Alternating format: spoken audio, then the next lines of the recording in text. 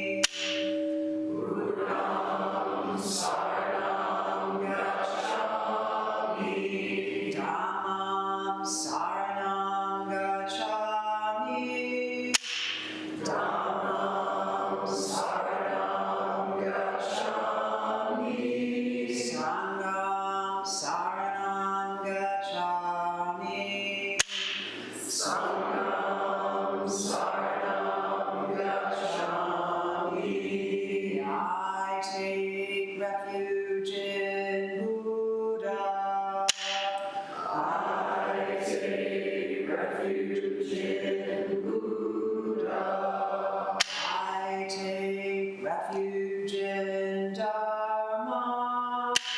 I take refuge in Dharma. I take refuge in Sangha. I take refuge in Sangha.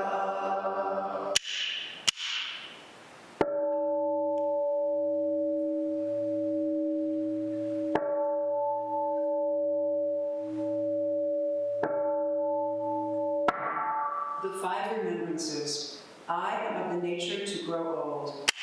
There is no way to escape growing old. I am of the nature to have ill health. There is no way to escape having ill health. I am of the nature to die. There is no way to escape death. All that is dear to me and everyone I love are of the nature of change. There is no way to escape being separated from them. My deeds are my closest companions. I am the beneficiary of my deeds. My deeds are the ground on which I stand. I am of the nature to grow old. There is no way to escape growing old. I am of the nature to have ill health. There is no way to escape having ill health. I am of the nature to die. There is no way to escape death. All that is dear to me and everyone I love are of the nature of change. There is no way to escape being separated from them. My deeds are my closest companions. I am the beneficiary of my deeds. My deeds are the ground on which I stand. I am of the nature to grow old. There is no way to escape growing old. I am of the nature to have ill health. There is no way to escape having ill health. I am of the nature to die. There is no way to escape death. All that is dear to me and everyone I love are of the nature of change. There is no way to escape being separated from them. My deeds are my closest companions. I am the beneficiary of my deeds. My deeds are the ground on which I stand. This precious human life, rarely encountered, is easily lost. Now that I have life and opportunity, may I practice the Dharma wholeheartedly.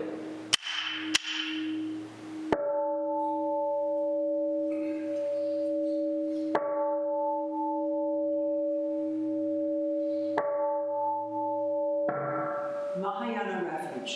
In my heart, I take refuge in Buddha, Dharma, and Sangha. May I liberate suffering beings and bring them to great joy. May the compassionate spirit of love grow within me, that I may actualize the great way. In my heart, I take refuge in Buddha, Dharma, and Sangha. May I liberate suffering beings and bring them to great joy. May the compassionate spirit of love grow within me, that I may actualize the great way. In my heart, I take refuge in Buddha, Dharma, and Sangha. May I liberate suffering beings and bring them to great joy. May the compassionate spirit of love grow within me, that I may actualize the great way. Invocation of the lineage. I give thanks for the guidance of my teachers. For the lineage of teachers before them, I give thanks and offerings for their devoted practice of generosity, moral discipline, patience, joyful effort, concentration, wisdom, skillful means, unshakable vow, spiritual powers, and awakened awareness for my benefit. May their years of life be lengthened. May their vows be completely realized. And may I cultivate these perfections with their guidance. 7 practices of the Bodhisattva. I bow down in body, speech, and mind. I offer the best I have to give, both real and imagined, to fill the space between us. I regret and purify all transgressions. I rejoice in all virtues. I request you to remain until total enlightenment. Arise, wise and compassionate guidance. I dedicate my merit for the sake of all beings. Generating love and compassion, may all sentient beings be free from clinging and hatred. Being close to some and distant from others, how wonderful it would be. May this be accomplished. I will free them from clinging and hatred. Bless me to accomplish this. May all sentient beings enjoy happiness and the causes of happiness. How wonderful it would be. May this be accomplished. I will bring them happiness and the causes of happiness. Bless me to accomplish this. May all sentient beings be free from suffering and the causes of suffering. How wonderful it would be. May this be accomplished. I will free them from suffering and the causes of suffering. Bless me to accomplish this. May all sentient beings have the joy that has never known suffering. May they be free from clinging, hatred, jealousy, miserliness, doubt, pride, wrong view, ignorance, and dualistic thoughts. How wonderful it would be. May this be accomplished. I will bring them to this state. Bless me to accomplish this. Please stand for the Heart Sutra. Find out the next page or so.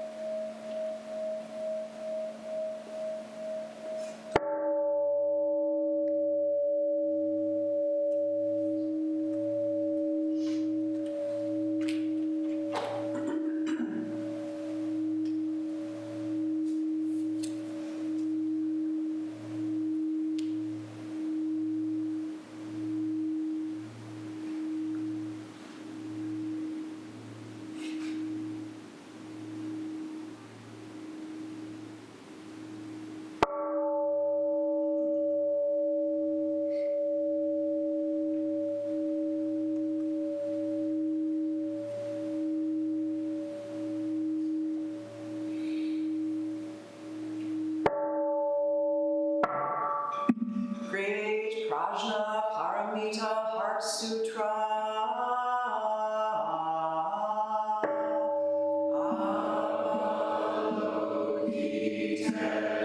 Avalokiteshvara Bodhisattva, practicing deep Prajna Paramita, clearly saw that all five skandhas are empty, transforming all suffering and distress. Shariputra, form is no other than emptiness, emptiness, no other than form, form is exactly emptiness, emptiness, exactly form, sensation, perception, mental reaction, consciousness are also like this. Shariputra, all things are essentially empty, not born, not destroyed, not stained, not pure, without loss, without gain.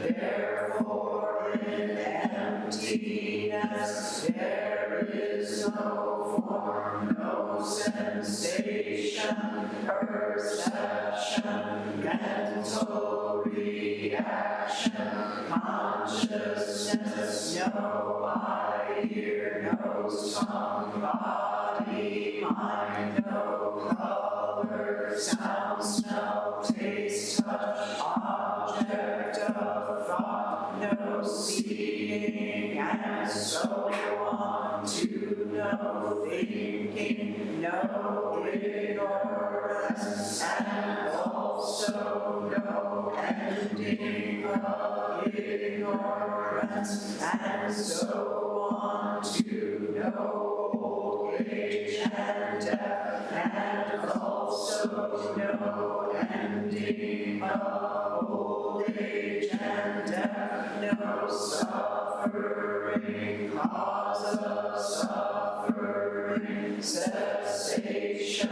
hath no wisdom, and no attainment, since there is nothing to attain. The Bodhisattva lives by Prajnaparamita, with no hindrance in the mind, no hindrance, and therefore no fear, far beyond elusive thinking. Right here is nirvana. All Buddhas of past, present, and future live by Prajnaparamita, attaining Anuttara Samyak Sambodhi.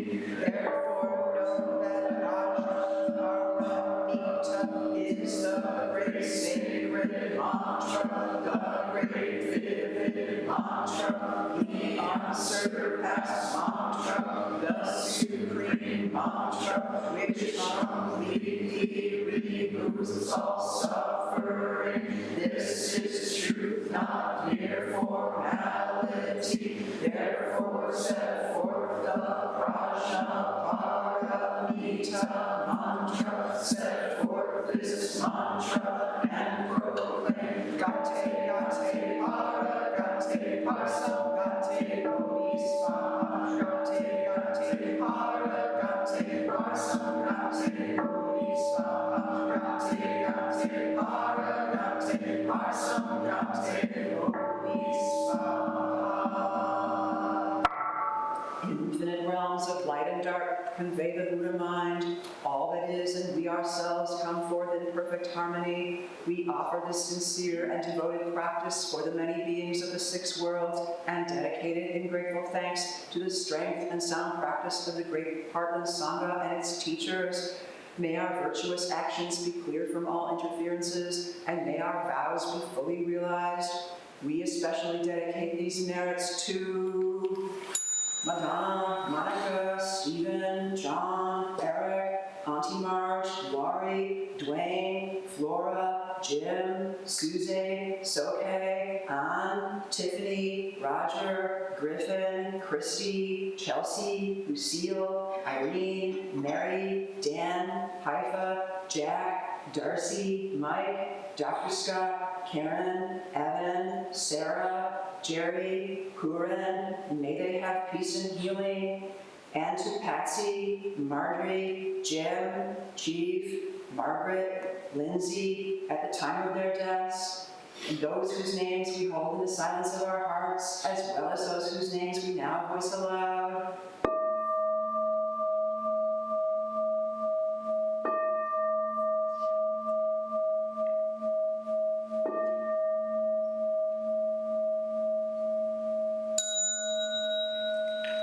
May we live in perfect peace with Buddha Dharma, and may we realize the Buddha way together.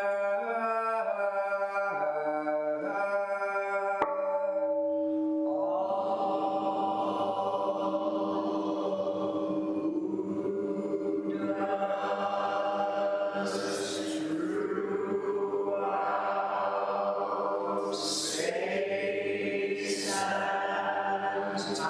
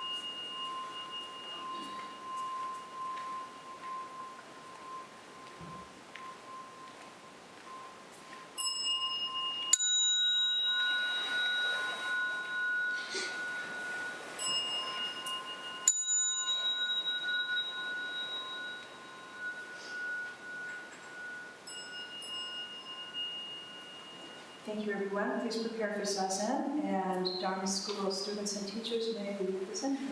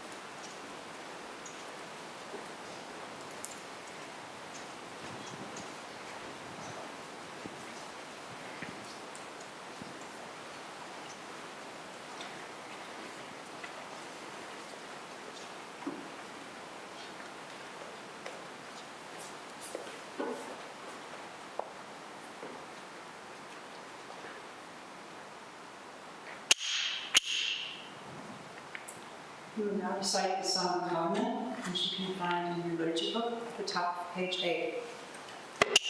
We, the Daishin Roshii Sangha, with respect for the worth and dignity of each person, with wonder, wisdom, and compassion we seek to cultivate by practice, and with deep gratitude for the teachers of this lineage and our connection to one another, covenant to support each other by upholding the precepts of doing no harm, practicing good, and actualizing good for others. Please be seated comfortably so you can see the teacher. And before we open today's talk, we will recite the Lankavatara Sutra, which you can also find on page 8.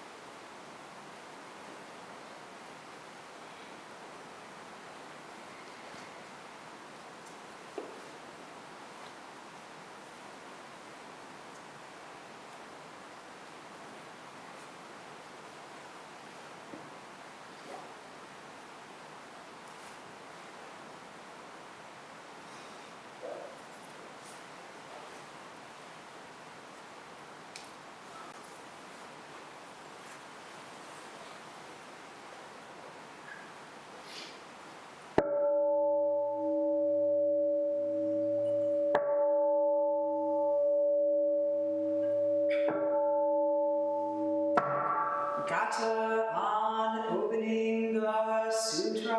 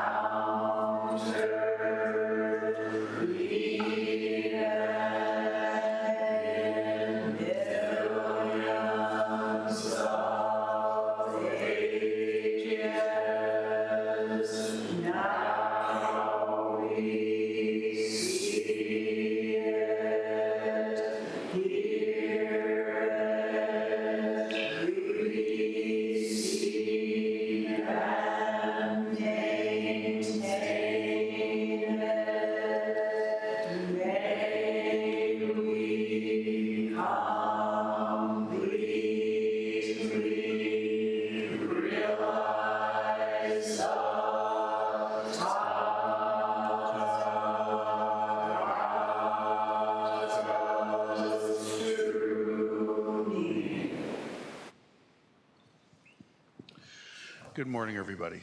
Thank you for being here.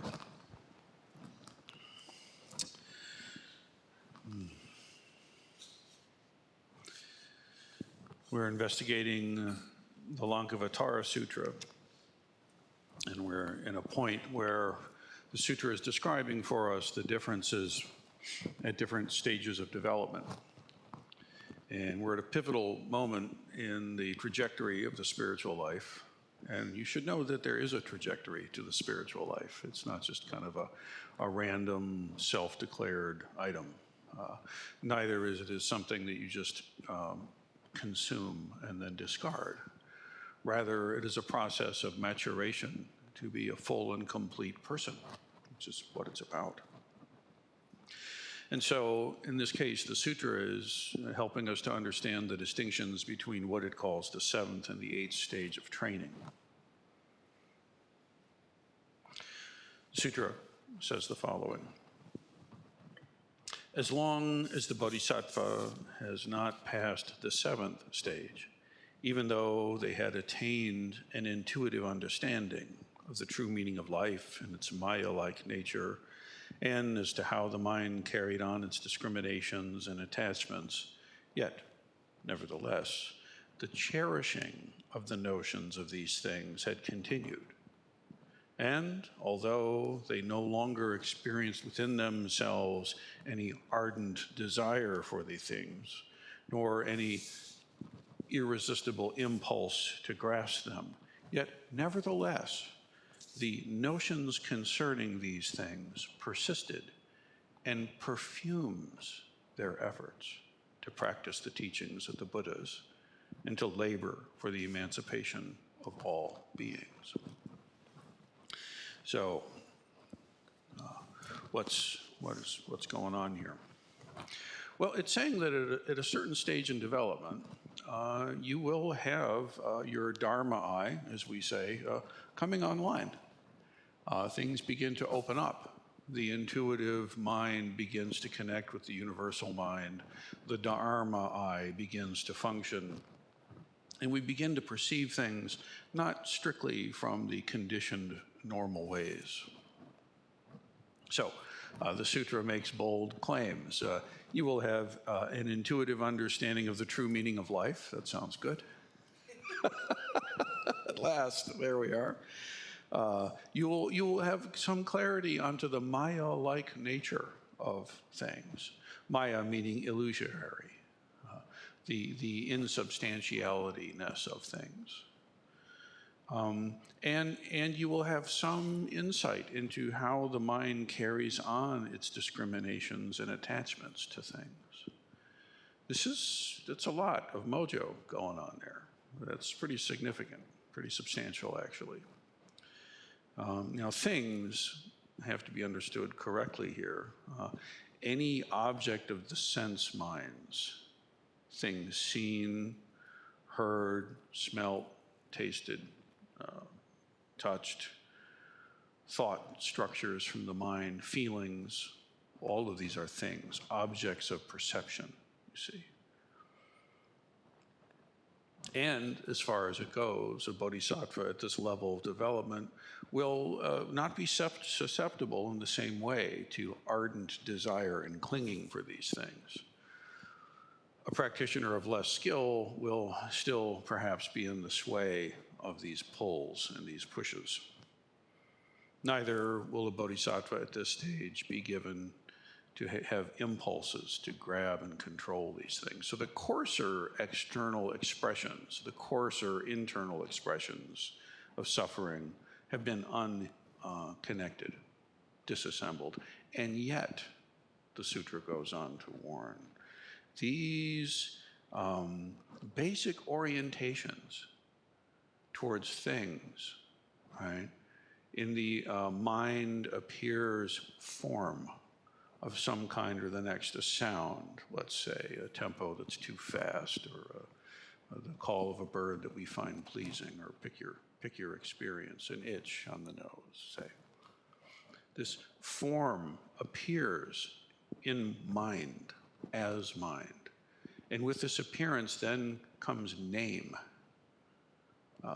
Arthritis pain, and plane sounds, and glare of the window, on and on. And with the naming of this then comes the discrimination of painful and neutral and pleasant, say, depending on how you're wired. And it's this game, this light show of experience, which is, there's nothing wrong with it, there's nothing inherently problematic, yet we can relate to it in an unwholesome way. And in fact, the default setting is to do so. So at this point, the notions concerning things still, quote unquote, perfumes the practice. I love the way that is stated in this sutra. There's still a scent, a flavoring. There's still some kind of adornment. There's a spin or a take. There's a bit of a flourish here, right? There's still some perfume of this discrimination which colors the practitioner's effort. Now to encounter this self-sense that's required to be able to attune to this level is very subtle, let us say. Okay. Most people beyond the 5th grade will have noticed, okay, that if I actually do the thing, then bad stuff happens. And so we find some way to hopefully stop doing the big thing, you know. But the pull of it, the relationality to it, the feeling of the attraction or the repulsion, and how that actually buffets up the sense of self, the ego. To really tune into this at the next level requires even more comfort, even more ease, and more joy, must be practiced. You will not be able to sense this level of entrapment if you're in hypervigilance mode. If you are engaging all the coping mechanisms and all the strategies and all the defense hacks that you've acquired, those things have to, your nervous system, frankly, has to settle down enough for you to be able to be sensitive enough to actually tell what's going on with yourself, okay? When you're revving really hard, you can't contact yourself at all. You're just caught up in the revving, right? We know what that feels like. And sadly, I would say, there are many elements in our society which really value that. If you're not sufficiently revving yourself to death for the cause, you have no value. Prove your worth. How hard have you hurt yourself for the mission? See, this is not acceptable in the Dharma. This is absolutely unacceptable. You must learn to be still. Okay. You must learn to merge with the silence. Don't you be quiet. Become silence itself. Become stillness. Merge, close the gap. As long as you're doing it, it's not ripe yet. So this comfort that I'm talking about is not a matter of having all the things or having all the accolades or having all the praise of the world or what have you. I'm talking about your own internal equanimity, okay? Your ability to sit there in stillness with pristine awareness, not disassociating, not escaping, not evading, but rather in the very midst of this tumult and light show and churn, to sit right there and be the Buddha of exactly that. This is what's required. And this deep equanimity is accessible at Zazen at any time. You can be the youngest person in the Zendo, the newest person in the community, sit down with the Zazen of the Buddha right from the very first moment. Realizing it may or may not be another thing. Probably it will be. But that Zazen itself is perfect, complete, exactly so. Learning to trust it, learning to trust ourselves is what takes training. Now this sutra, as many know, is a formative text to Chan, the development of Chan Buddhism, which is Zen Buddhism. So it's essential to our way. And you can see the influence of these teachings as they roll through the centuries of practice, even up to this very moment. We have an ancestor from the 10th century, Master Yunmen, who made a comment about this whole business in a collection of koans called The Blue Cliff, case 86, as I have it here. Listen, it goes this way. Old Yunmen said, "Everyone has a light. When you look at it, you don't see it. And it's dark and obscure. What is everyone's light? The kitchen pantry, the temple parking lot.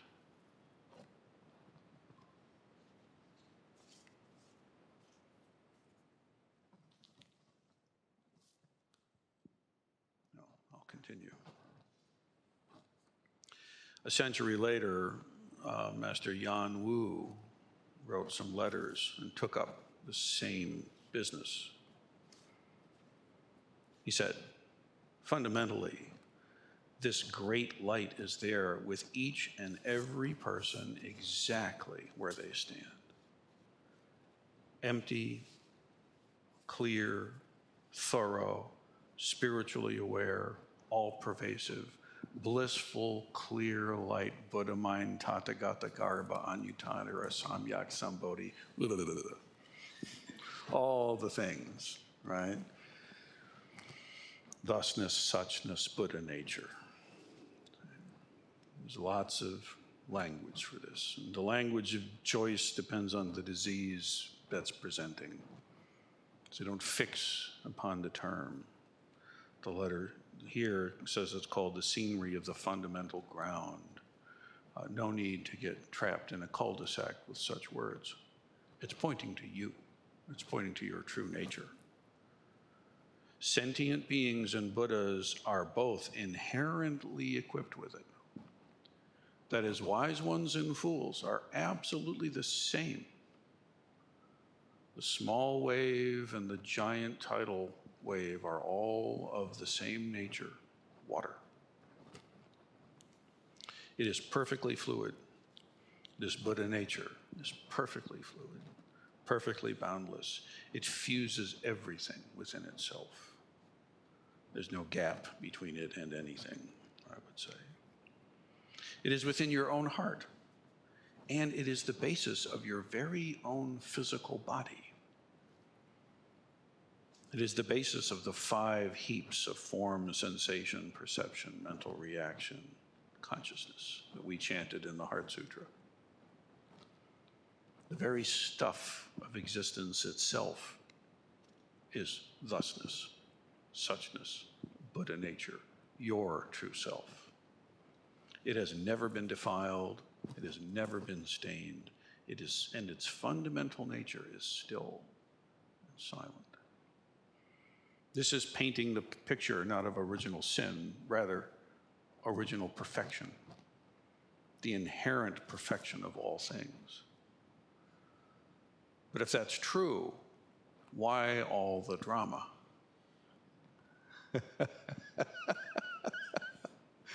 If that's the Dharma, why is this the drama? Well, happily, the letter goes on to say, echoing clearly, if you can hear it, the teachings of the Lankavatara. Nonetheless, the letter goes, Master Yan Wu says, false thoughts suddenly arise and cover over this Buddha nature and block it off and confine it within the 6 sense faculties and their 6 sense objects.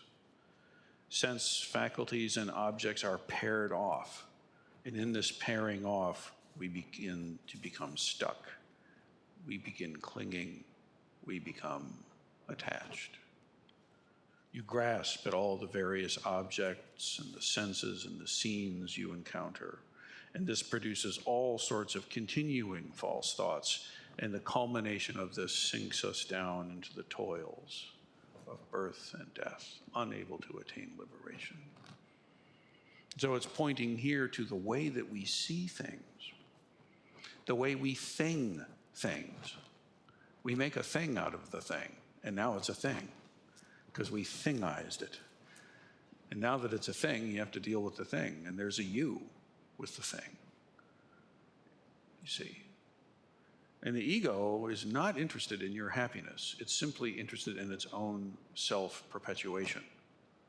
It does not care if it's at the cost of your joy. It's not of value. Have you noticed? What is the mechanism by which this occurs? This is what the teachings are trying to point out to us. They are pointing out to us. If everything is inherently perfect and complete, lacking nothing, including yourself exactly as yourself really is, how come all this trouble just to be me? Objectively, everyone in this room, has a higher standard and quality of life than the vast majority of any Homo sapien that has ever lived. Did you brush your teeth this morning? Your hygiene outpaces royalty of old. Okay? And yet,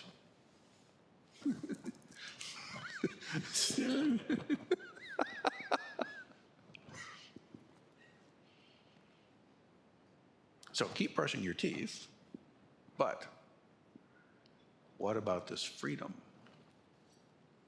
Now, the letter here gives into some guidance about practice, right? Moving from this making things and clinging. So some guidance comes along. The most important thing for those of great faculty and sharp wisdom is to turn the light of mind around and shine it back, to clearly awaken to the mind before a single thought is born. Turn the light of your mind around to shine within. This is a phrase that would be picked up and handed down from generation to generation as an essential mind training tool. Turn the light of the mind around and shine it in. All of these sense minds, eye, ear, nose, tongue, body, and thinking brain, are all scanning outside, looking for pleasure, trying to avoid the sharp and prickly, noticing that which isn't worth anything. Constantly, the senses are outward focused, so it seems. The teachings say very clearly, take some time, dude, and just stop that. Stop chasing, stop running, sit still, and turn the light of your awareness into its own self. Observe your mind directly. This is counterintuitive to the logical mind. The tongue obviously cannot taste itself.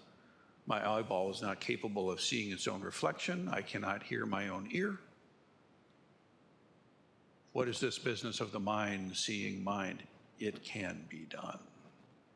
Oh, yes, it can. And it has. And you can do it. Absolutely. Never doubt that fact. It's not about going out there in the world and winning more stuff, or slaying the nemesis, or having the adventure and bringing back the trophy, or whatever. There are things to do in the world. The world needs a great deal of our attention. I'm sure everyone here knows this. And yet, ultimately, your happiness, if you tether it to getting the world to tilt this way instead of that, is a frail and fragile thing. Unreliable. What can you rely on? You can rely on your own internal experience. If you give yourself the gift of actually seeing for yourself what is going on in here, that will be with you always. No one can take it from you. No circumstance can remove it from you. They could come down and make Buddhism illegal. They could confiscate all temple grounds and all Buddhist artifacts, burn all the sutras, make zafus illegal, and your practice would be diminished not at all if you've practiced correct, if you've seen for yourself. You could be a Buddha even in that situation. Many of our ancestors have, frankly. It's not that uncommon. It's unimaginable and unthinkable as it used to be, or is. This is many people's life experience. Take the light of mind around and shine clearly inward to awaken to mind itself before a single thought is born. What is it that's happening before a thought arises? Who's perceiving the thought? Who's thinking the thought? Who's feeling the craving or the repulsion? In short, dear one, who are you? What is happening here? This mind, the letter goes on, can produce all world-transcending and all deeply worldly phenomenon. The whole bandwidth, baby. The whole thing, every color on that palette is available to you, like it or not. Every shade, every color comes from mind. Now, how will you wield it? You think that these others are doing something you would never do or could never do? You think falsely. They are none other than you yourself. Respect that fact. If you don't realize the damage you could do, you're really dangerous. Okay? When you realize the damage can be done, you can become now a safe person. You understand. This mind can produce all world-transcending and worldly phenomenon. When it is forever stamped with the mark of awakening, however, your inner heart is independent and transcendent and brims over with abundant life and joy.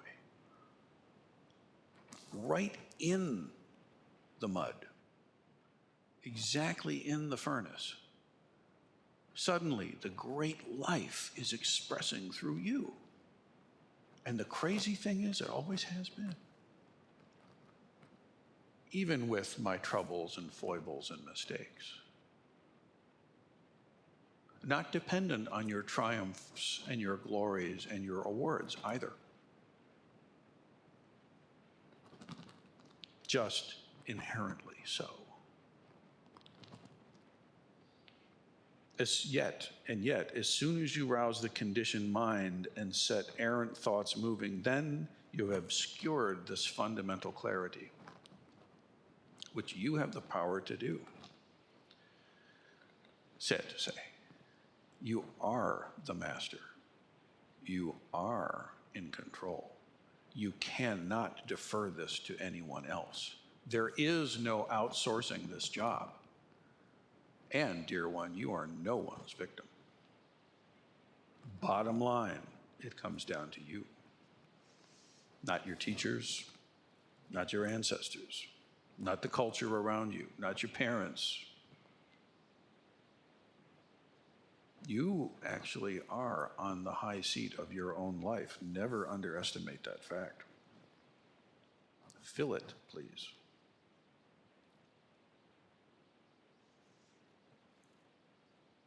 If you want to pass through easily and directly right now, then just let your body and mind become thoroughly empty. Cling to nothing. Let the mind become an open field. Ditch the Velcro. It's not helping you anyway, and you know it. Let your mind become aware and luminous. Notice that your mind is aware and luminous. I tell you now, if you sit there in Zazen feeling depressed and sad and anxiety-ridden, and you're aware of those experiences as rising in the field of mind, you're doing it. If you get yanked around and you lose yourself and become a thing with it, well, then you're off in the light show. How do you see it? Inwardly, forget all conceptions of self. Outwardly, cut off all sensory defilements. Emptiness of things, emptiness of self, egolessness of things, including feelings and thoughts, sense experience of all kinds. It's not that they're not there. It's the way in which they are there. The same too with your very self. Emptiness of self doesn't mean you're not here. You're here. There are plenty of great stories in the koan tradition. Someone gets to a certain level of insight and says, oh, I don't exist. I'm free of life and death. And the teacher goes, smack.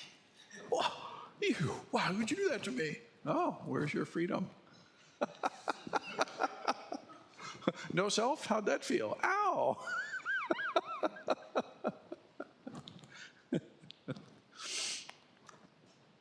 When inside and outside are clear all the way through, and I mean all the way through, then there is just one true reality. And it's this business of contacting true reality that is what the Dharma is about. Not just looking around at your peers and saying, well, they're all doing it, I guess I will too, it must be true. No, that's not nearly good enough a standard. After all, you're dying, right?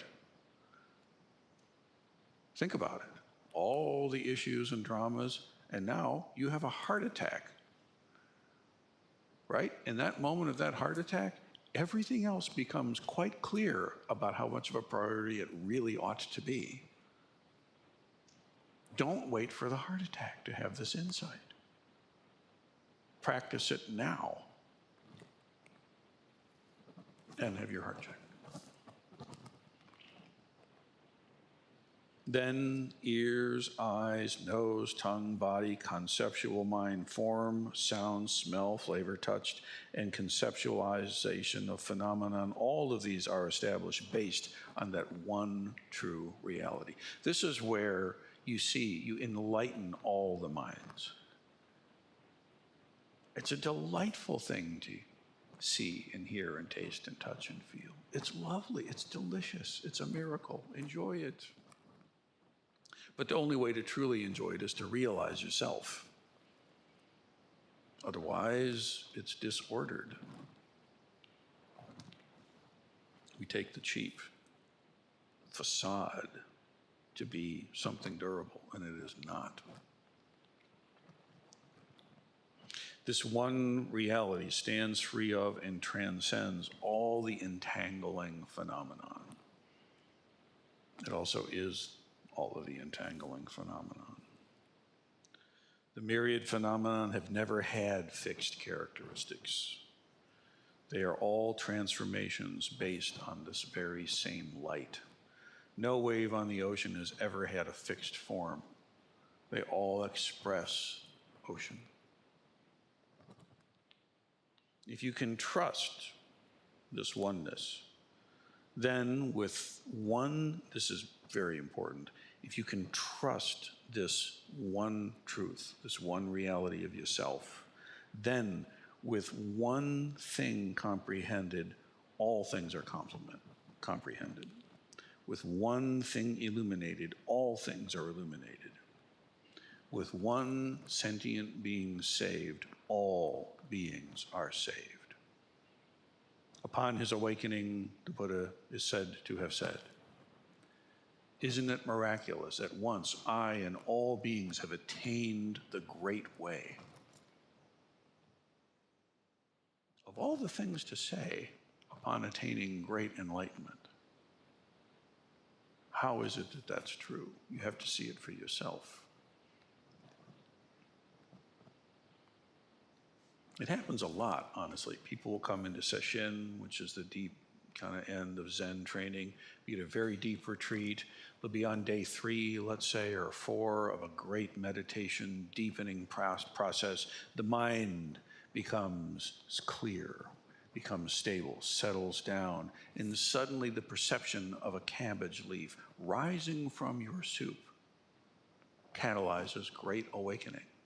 This was my own transmitting teacher's direct experience. Rinsen Roshii came to awakening with a cabbage leaf from the stew that Tenzo brought for oryoki. There's nothing different about that cabbage leaf, promise. It had to do with the way Roshi perceived it.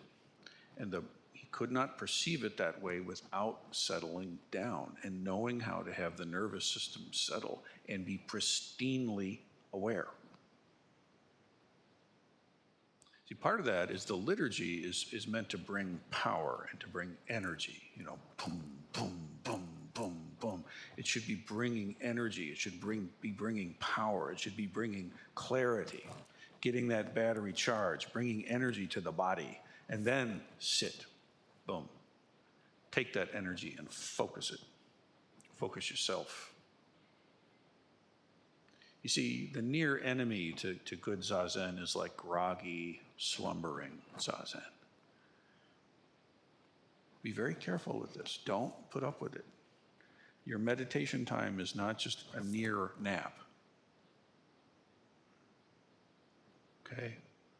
It's supra-conscious. It's hyper-vigilant. It's meticulously awake.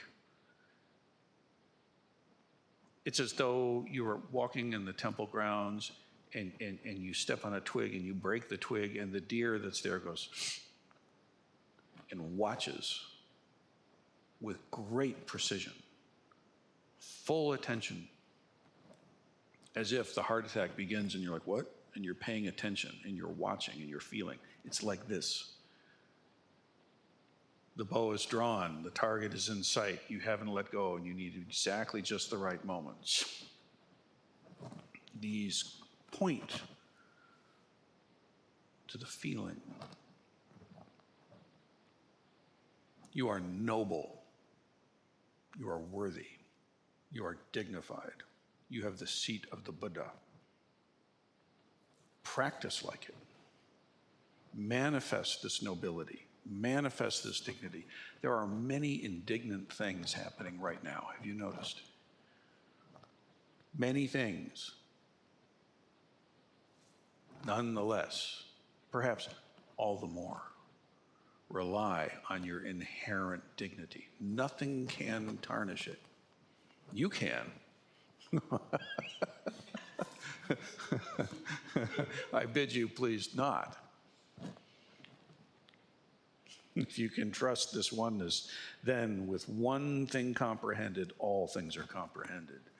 Penetrate one dharma, you've understood all dharmas. One thing illuminated, all things are illuminated. One sentient being saved, this means you, all beings are saved. Then, whatever you can do is all the indestructible true essence of the great liberation from top to bottom playing freely.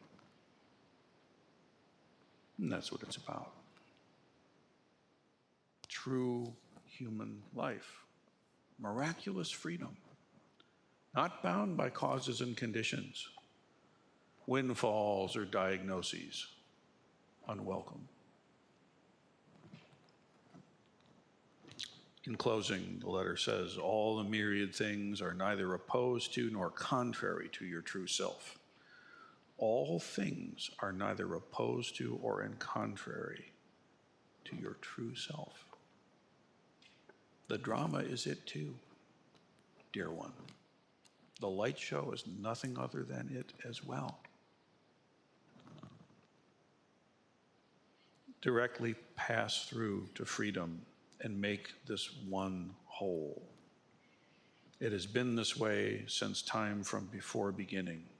If you can cut off clinging to objects and inwardly forget the false notions of self and see things themselves as they are the true self, then the true self itself is all things. Things and true self are just this one suchness, and this one suchness opens itself thoroughly through into infinity and beyond.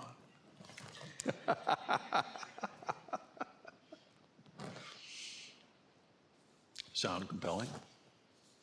I hope so. If it does sound compelling, please know that you're simply recognizing your own face in your own mirror and going, yeah, that's what's happening here. This miraculous Buddha Dharma is not something outside you. It's not something that's coming from some strange bearded dude in a toga. No. It's your own true self aching for recognition and expression. So, may it be so for the sake of all beings. Please realize it.